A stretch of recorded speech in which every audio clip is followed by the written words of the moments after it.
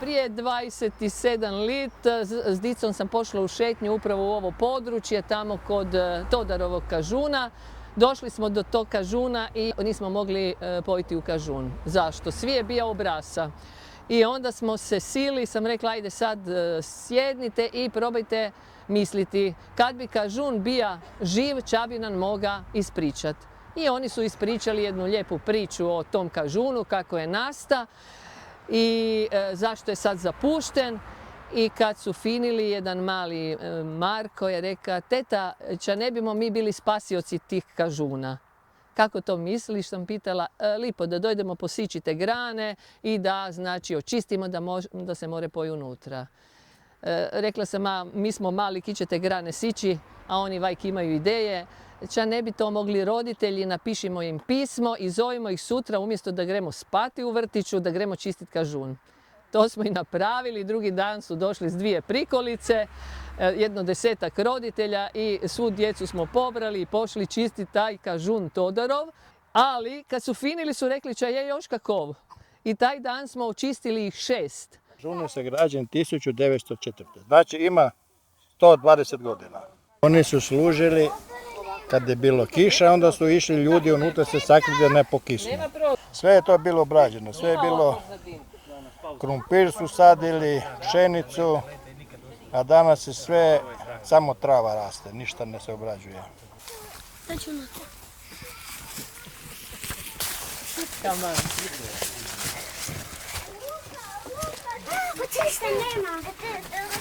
Nema šišmiša. Au! Možemo ono pričati. Šta su ovdje sve radili dok je padala kiša? Skrivali se. I šta bi radili dok su se skrivali? Jeli, papali, spavali. Da li vi znate kako se zove oni kamen na vrhu kažuna? Ne. Dobro. Češ nam saznat? Pinčuk? Moguće. Moguće kad je točno. To je dimljak. A da? Samira kaže da nije dimnjak. Šta drži? Na čašu je stavili pinčuk. Na jednu veliku škrilu. Zašto? Šta misliš? Da drži, da ga ne vjetar počne rušiti. Ali tu imamo jednu tajnu. Sad ćemo vidjeti iz teorije da vidimo ča služi ova grota, ovako sa škuljom. Možda za čaše. Zadržati vodu.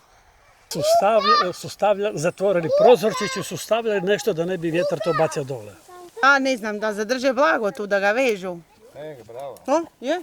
I od tega lita dalje, svako lito smo jedan put na lito hodili čistiti ih i brinemo se o 22 kažuna. Znači svi kažuni više manje su bili obrasli i da ih nismo čistili sigurno bi bili se porušili. Kad vitar puše, miče te grane i miče škrile na krovu. U svoj toj priči je bitno i to, najprije 2017. je umijeće suhozidne gradnje ušlo u znači, katalog posebnih dobara Republike Hrvatske, a 2018. kao svjetska baština čovječanstva upišena na UNESCO popis. Znači kažuni su, odnosno umijeće gradnje, svjetska baština čovječanstva. A udruga Babin pas, znači naša udruga, je ušla u taj katalog kao nosioci akcija spašavanja kažuna. A to upravo zahvaljujući svima vama koji ste toliko lit s nama i koji ste pomagali. Očistili smo standardno kao i svake godine 4 kažuna koji su zaista 3 bila zarobljena, kako je rekla Karmen jutros. Evo ove godine nas je 7 Monterovca, imamo pojačanje 3 člana Agro Rovinja, udruge Agro Rovinj Rovinj. Čistili smo znači, prilazni put do kažuna, Čekićevo kažuna i oko Čekićevo kažuna. Očistili smo tako dobro da izgleda kao autoput. Da slobodno auto more pasati. Evo ja sam imao ovu najmanju grupu, djece iz vrtića, njihovi roditelji. Očistili smo najviše kažuna, 5 ja mislim, jel da? Meni je bilo lijepo jer smo čistili ja i Luka zajedno kažune i smo to ušišali. Meni je bilo lijepo jer smo čistili kažune.